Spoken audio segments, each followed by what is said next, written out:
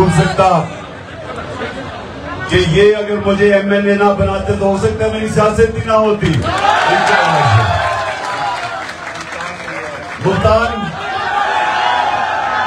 ملتان بھی ماشاءاللہ تحریک انصاف کا شہر ہے. یہ سڑک کرک ہے لکی مروت اس سے پیچھے ٹانگ ہے ڈی آئی خان پیچھے بنو کدھر اچھا بنو اکاڑا شاباش بکر رکھے شاباش. اور تو رہبری پہ گیا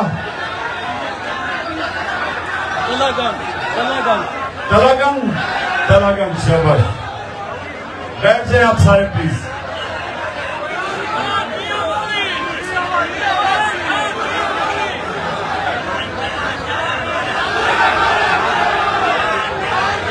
بیٹھ جائیں پلیز. اچھا سب سے پہلے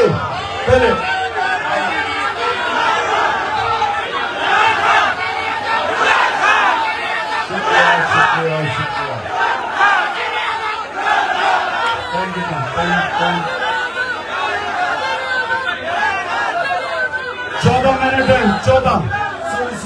14 منٹ ہے.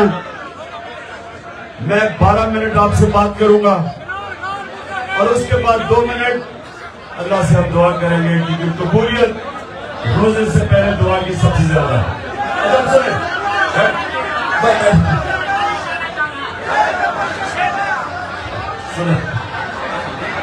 دیکھو سب سے پہلے جتنی آپ خاموشی کریں گے اتنی آپ میری بہتر بات سن سکیں گے. خاموشی آپ. اب میں اس طرح کہ یہ جو میں آپ کو باتیں کرنے لگا ہوں یہ میری زندگی کا تجربے کی باتیں ہیں. میں جو آج آپ کو اپنے دین اسلام کی بات کروں گا میں ایک عالم نہیں ہوں لیکن میری زندگی میرے دین نے کیسے بدلی وہ اس کی میں آپ سے بات کروں گا. کیونکہ آپ میرے بچوں کی طرح ہیں میں یہ امید رکھتا ہوں کہ آپ کو اس کا فائدہ ہوگا.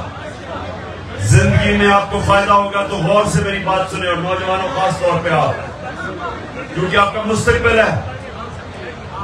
جب تک آپ یہ چیزیں نہیں سمجھیں گے آپ کی پرواز اوپر نہیں ہوگی. ہمارا جو دین ہے اسلام ہمارے جو نبی صلی اللہ علیہ وسلم خاموشی وہ دنیا کی تاریخ کے سب سے کامیاب انسان دین کو اگر آپ علیحدہ بھی چھوڑ دیں کسی انسان نے دنیا کی تاریخ میں وہ کامیابی نہیں حاصل کی جو میرے نبی صلی اللہ علیہ وسلم نے کی ہے. اور قرآن میں اللہ کہتا ہے کہ ان کی زندگی سے سیکھو جس کو سنت کہتے ہیں شریعہ کہتے ہیں ان کے راستے سے سیکھو. تو نوجوانوں غور سے میری بات سنیں. جو بھی چیز قرآن میں اللہ کہتا ہے وہ آپ کی بہتری کے لیے ہے. اللہ تو خود قویل ہے. اللہ کو کوئی فائدہ نہیں پہنچا سکتا. جب ہم قرآن پہ عمل کرتے ہیں اپنی بہتری کرتے ہیں. سنیں ذرا غور سے آپ. میں نے ماں باپ نے مجھے کہا کہ نماز پڑھو تو ہم بچپن سے نماز پڑھتے تھے صبح کی نماز لیکن مجھے نماز کا اثر نہیں ہوتا تھا کیونکہ مجھے سمجھ نہیں تھی میں کیا پڑھ رہا ہوں. جو نماز ہے وہ بنیاد ہے آپ کے دین کی. نماز کا جب تک آپ کو سمجھنا ہے کہ آپ پڑھ کیا رہے ہیں آپ کو فائدہ ہی نہیں ہو سکتا اس کا. آپ کا جو دین ہے وہ ایک انسان کو اشرف المخلوقات بنانے کے لیے اللہ کی سب سے عظیم مخلوق. پہلے انسان کا مقام سمجھ جائیں اللہ نے جب فرشتوں کو کہا کہ انسان کے سامنے جھکو، اور ابلیس نے کہا کہ میں نہیں جھکتا، یہ مٹی کا، میں آگ کا ہوں، تو اللہ نے کیا کہا تھا؟ اللہ نے کہا تھا کہ تمہیں بھی نہیں پتا، فرشتوں کو کہتا اللہ کہ میں نے انسان کو کتنی صلاحیت دی ہے، اور ہم انسانوں کو بھی نہیں پتا کہ اللہ نے کتنی صلاحیت دی ہے۔ وہ صلاحیت نکلتی کیسے؟ انسان اللہ کی سب سے بڑی مخلوق بنتا کیسے؟ جب وہ نماز کو سمجھتا ہے، جو 5 وقت آپ کو اللہ کہتا ہے پڑھو۔ آپ نماز میں اللہ سے صرف ایک چیز مانگتے ہیں کہ اللہ مجھے ان کے راستے پہ لگا جن کو تو نے نعمتیں بخشی، ان کے راستے پہ نہیں جو تباہی کے راستے پہ چلے گئے۔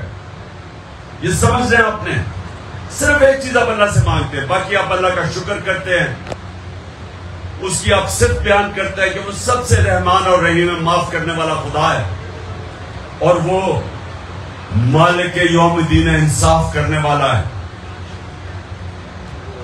لیکن مانتے آپ ایک چیز ہے کہ اللہ مجھے ان کے راستے پہ لگا جن کو تو نے نعمتیں بخشی، اور وہ سب سے زیادہ، وہ کون سا انسان تھا جس کو اللہ نے سب سے زیادہ نعمتیں بخشی؟ کون تھا وہ؟ محمد مصطفیٰ صلی اللہ علیہ وسلم، جن کو واحد انسان قرآن میں اللہ اپنا حبیب کہتا ہے، جس سے اللہ پیار کرتا تھا۔ جس سے اللہ پیار کرے اس کو کیا چیز کی ضرورت ہے؟ وہ سب سے عظیم انسان بن جاتا ہے۔ ویسے ایک کتاب لکھی ہوئی ہے، کسی انگریز نے، مائیکل ہارٹ اس کا نام ہے، اسے کتاب لکھی ہے کہ دنیا کے 100 سب سے گریٹسٹ مین، سب سے عظیم لوگ، نمبر 1 پہ ہمارے نبی صلی اللہ علیہ وسلم، کیونکہ کسی نے، وہ مسلمان نہیں ہے لیکن وہ یہ دیکھتا ہے کہ کسی انسان نے وہ چیز اچیو کی نہیں ہے، اس کو کبھی کتنی کامیابی ملی نہیں جتنے نبی صلی اللہ علیہ وسلم کو ملی ہے۔ اس لیے نماز میں آپ کہتے ہیں کہ اللہ مجھے ان کے راستے پہ لگا، ہم اللہ سے دعا کرتے ہیں کہ ان کی سنت پہ ہم چلیں، ان کے راستے پہ چلیں، کیونکہ وہ عظمت کا راستہ ہے۔ لیکن سنیں، لیکن وہ مشکل راستہ ہے، ان کی زندگی آسان نہیں تھی، مشکل زندگی تھی۔ اللہ نے اپنے حبیب کو جب رائے حق پہ لگایا، جب نبوت دی، تو 13 سال اس سب سے مشکل وقت سے اپنے حبیب کو گزارا، جس سے اللہ سب سے زیادہ پیار کرتا تھا۔ تو اگر اللہ چاہتا کہ ہم آسان راستے پہ لگے تو اپنے نبی صلی اللہ علیہ نبی کو بھی آسان راستے پہ لگا دیتا، لیکن نہیں، مشکل راستے سے گزارا، کیونکہ مشکل راستہ جو ہے وہ انسان کو طاقتور کرتا ہے۔ ابھی کوئی نعرہ نہیں، کیونکہ آپ نے 7 منٹ رہ گئے اس کی، یہ سننا میری بات۔ اللہ نے انسان کو بنایا کیسے؟ انسان جب ایک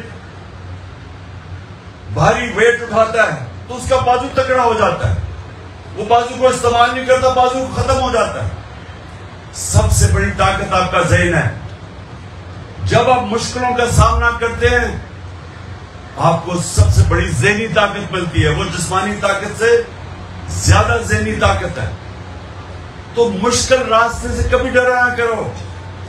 میں اگر اچھا کھلاڑی بنا تھا تو میں سب سے زیادہ محنت کرتا تھا، میں پریکٹس کرتا تھا، ورزش کرتا تھا، ٹریننگ کرتا تھا، سب سے زیادہ کرتا تھا، اس لیے کامیابی ملی۔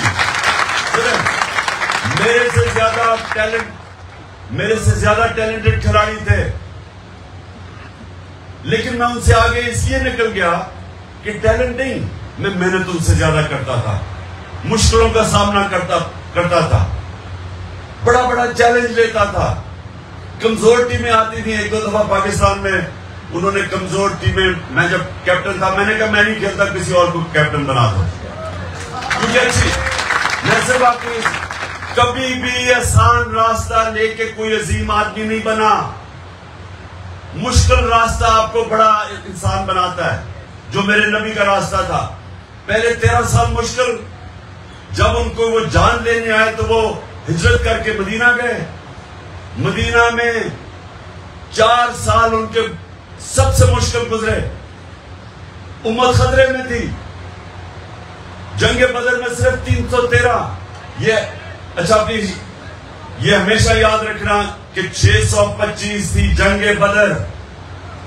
625 جنگ بدر، 313. اس کے بعد جنگ احد ہوئی، مشکل سے امت بچی.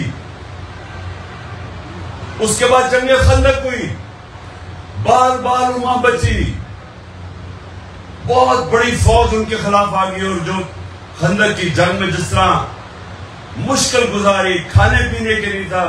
میرے نبی نے 2 پتھر پیٹ پہ باندھے، کھانے کے لیے نہیں تھا. مشکل سے وہ بچے. اور پھر اس کے بعد سارا عرب ان کے نیچے آ گیا. اور جو سب سے بڑی بات آپ کے لیے کہ جب وہ آخری خطبہ اپنا دیتے ہیں، غور سے سنیں، آخری خطبہ دیتے ہیں، یہ سب کے لیے بڑا ضروری ہے سمجھنا. تو جب وہ آخری اپنا جملہ کہتے ہیں کہ 1 لاکھ کا مجمع تھا کہ مجھے یہ بتاؤ، اللہ کے سامنے گواہی دو کہ میں نے دیانتداری سے اللہ کا پیغام پہنچایا آپ کی طرف. تو جب وہ پوچھتے ہیں تو آواز پہلے جو صف میں کھڑے ہوتے ہیں لوگ وہ بولتے ہیں، پھر وہ 10 پیچھے، پھر 10 پیچھے، تو ایسے آہستہ آہستہ آواز جاتی ہے. تب اسپیکر سسٹم تو نہیں تھا. تو آہستہ آہستہ جب آواز پیچھے جاتی ہے تو ایک ساری آواز اٹھتی ہے کہ ہاں نبی، آپ نے دیانتداری سے ہمیں اللہ کا پیغام دیا. اور پھر وہی لاکھ لوگ رونے کی آواز آنی شروع ہو جاتی ہے. کیوں لوگ رونا شروع ہو جاتے ہیں؟ کیونکہ ان کو ایک دم وہ سمجھتے ہیں کہ یہ جب اپنا وہ ایک پیغام دینے آئے تھے، وہ ذات کے لیے نہیں آئے تھے. جب سارا عرب بھی ان کے نیچے ان کی سب سے بڑی پاور سارے عرب میں نبی صلی اللہ علیہ وسلم تھے، لیکن محل نہیں بنائے، اسی مسجد نبی میں رہے، رہن سہن نہیں بدلا، کیونکہ وہ اللہ کا پیغام دینے آئے تھے. وہ اپنی ذات کے لیے نہیں آئے تھے. ان کی مشن بہت بڑی تھی، انسانیت کے لیے تھی. اور وہ جو آپ نے سمجھنا ہے کہ دیکھیں، ایک تو ان کا راستہ وہ ہے جو آپ جو اس راستے پہ چلے گا آپ کی عظمت کا راستہ. مشکل راستہ ہے لیکن آپ کو وہ باقی انسانوں سے اوپر لے جائے گا. ان کا جو کردار تھا وہ 2 چیزوں کے اوپر بیس تھا، صادق اور امین. اب سب کو میں کہتا ہوں، اگر آپ نے زندگی میں اپنی عزت کروانی ہے اور غیرت سے زندگی گزارنی ہے، غیرت کی زندگی کے لیے 2 صفتیں آپ کو چاہیے، صادق اور امین، سچا اور انصاف کرنے والا. آپ اپنے گاؤں میں چلے جائیں، گاؤں میں آپ کے لوگ اس کی عزت کریں گے جو سچا ہوگا اور جو امانت دار ہوگا. آپ کے گاؤں میں لوگ اپنے مسئلے کے حل کروانے جائیں گے اس کے پاس. لوگ آپس میں لڑائی ہوں گی، وہ کہیں گے اس فلانے آدمی کے پاس چلو، وہ سچا آدمی اور وہ ایماندار ہے. عزت ہوگی اس کی. پیسے سے عزت نہیں آتی. اگر پیسے سے عزت آتی تو ابھی وہ بگوڑا بھی اور دوسرا سرداری بھی عزتدار ہوتے. پیسے سے عزت نہیں آتی. عزت آتی ہے آپ کے کردار سے، اور کردار میں 2 صفتیں، سچا، امانت دار، اور تیسری چیز لا الہ الا اللہ انسان کو غیرت دیتا ہے. جب آپ دعویٰ کرتے ہیں کہ اللہ تیرے سوا کسی کے سامنے نہیں جھکتا، وہ انسان کی عزت ہوتی ہے، غیرت ہوتی ہے. دین آپ کو غیرت دیتا ہے، اور آپ کی غیرت آپ کو جھوٹ بولنے سے بچاتی ہے. کیونکہ اگر میرا جھوٹ پکڑا جائے میں ذلیل ہوں گا. میری غیرت مجھے رشوت نہیں لینے دیتی. میری غیرت مجھے غلط کام کرنے سے روکتی ہے، کیونکہ میں ذلیل نہیں ہونا چاہتا. اور غیرت کا کوئی رشتہ پیسے سے نہیں ہوتا. غیرت کا رشتہ آپ کی، جب انسان اپنی عزت کرتا ہے دنیا اس کی عزت کرتی ہے، جو انسان اپنی عزت نہیں کرتا دنیا اس کی عزت نہیں کرتی. تو یہ یاد رکھنا کہ لا الہ الا اللہ اور غیرت اکٹھے غیرت دیتے ہیں ہمارا دین ہمیں. جب ایک مسلمان دعویٰ کرتا ہے کہ اللہ تیرے سوا نہیں کسی کے سامنے جھکتا اور کسی کے سامنے انسانوں کے پیسے کے سامنے جھکتا ہے، سب سے بڑا بت خوف کا بت ہے، ڈر کے کسی کے سامنے جھکتا ہے، میری نظر میں وہ شرک کرتا ہے، اپنی غیرت کھو بیٹھتا ہے. اور آپ نے سب نے یاد رکھنا ہے کہ لیڈر بننے کے لیے غیرت چاہیے، صادق اور امین چاہیے. روزہ ہمارا کھل گیا، آپ روزے کھولنے سے پہلے یہ دعا کریں. میں کرتا ہوں. اچھا پہلے